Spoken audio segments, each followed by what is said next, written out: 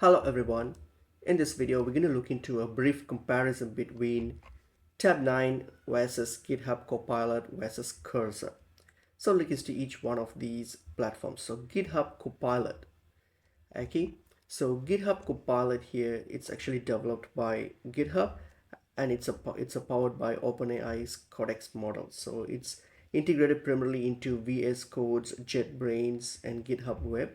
The main focus is like on code completions, suggestions, document generations. Okay, so some of the pros of these platforms is that it has a deep integration with GitHub and VS Code.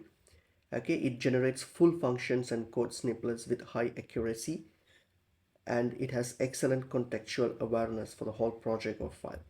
The cons, on the other hand, is that the performance may vary in less mainstream languages or frameworks, and sometimes produces code that looks right, but sometimes there might be some issues with it. Okay, and Tab9 here, on the other hand, so Tab9 here, okay, it's actually an AI code assistant that's built for like speed, privacy, and on-premise deployment. Okay, it uses proprietary models, not GPT based as in Copilot. Okay, it focuses on completions rather than deep code understanding.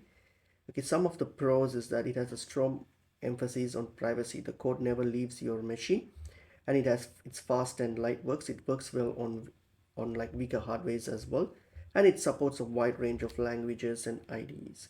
The issue with that is it lacks deep natural language understanding compared to other like GPT powered tools, and it's weaker at explaining codes or writing complex logics from prompts as in other platforms. And Cursor here, on the other hand, okay, cursor here on the other hand, it's like a fork of VS Code customized specifically to be an AI code editor. Okay, so it uses like GPT-4 to provide like inline help, code editing, debugging suggestions. The pros of this is that it's built on AI. It's more than just autocomplete. It's like a pair of programming language with GPT-4, and it has strong performance with large and unfamiliar code bases. The only issue is that it's relatively new and it's just evolving, and it requires a powerful AI model to function well like GPT-4. So which one do you want to use? Like, I would say if you want to like for general coding assistant, if it's for like any general coding assistance, then I would suggest you to use GitHub Copilot. And if you need like a deep project understanding, like for exploring, refactoring, editing projects, or best explained tools for learning or learning codes, then in that case you can use Cursor for that.